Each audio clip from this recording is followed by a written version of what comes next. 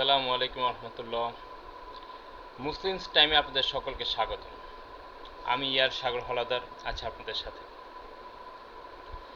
আলহামদুলিল্লাহ, সৌদি আরবে জিলহজ মাসের চাঁদ দেখা গেছে।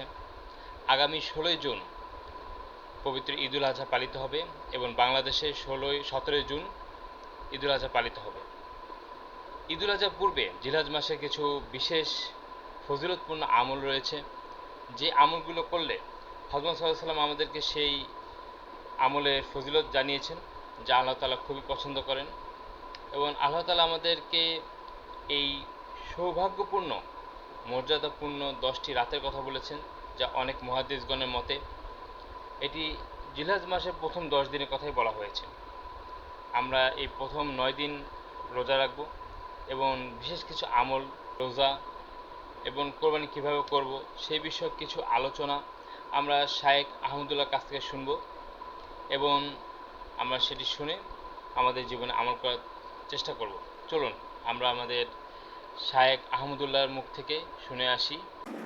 জিলহজের চাঁদ ওঠার পর থেকে নিয়ে জিলহজের প্রথম 10 দিন যে কোনো নেক আমল বেশি বেশি করে করতে হবে। নবী করিম সাল্লাল্লাহু আলাইহি ওয়াসাল্লাম বলেছেন, মা মিন আইয়ামিন আল আমালুস সালিহ ফিহিন্না হাব্বিলাল্লাহ মিন হাদিল আইয়াম।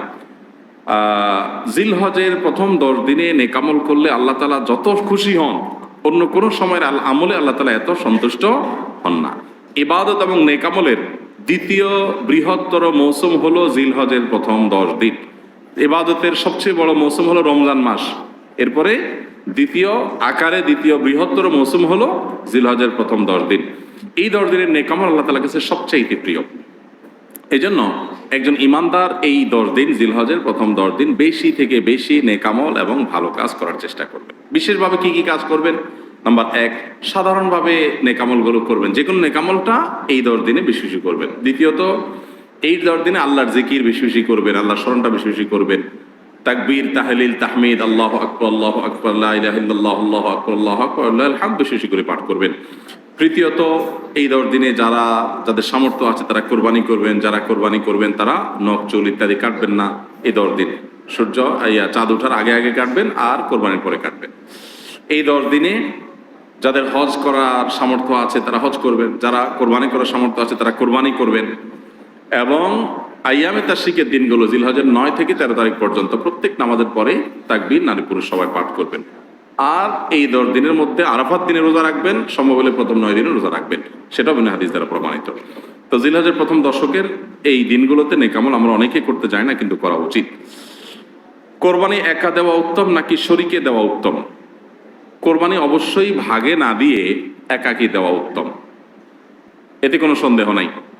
আপনি একটা গরুর 7 ভাগের 1 ভাগ নিলেন, এটার চাইতে আপনি একটা ছাগল কোরবানি দিলেন, এই দ্বিতীয় অপশনটা অবশ্যই উত্তম, এতে কোনো সন্দেহ নাই।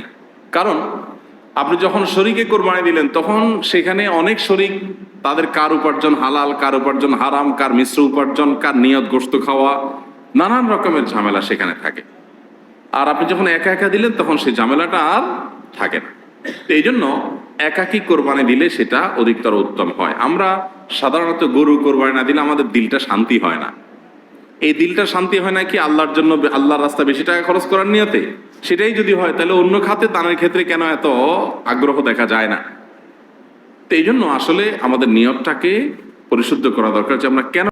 শায়েখ আহমদুল্লাহর কাছ থেকে জানলাম জিলহজ মাসের ফজিলত এবং ঈদুল আজহার দিন আমাদের কোরবানির করণীয় বিষয়গুলো। আল্লাহ তাআলা আমাদেরকে এই বিষয়ে আমল করার তৌফিক দান করুন, আমিন।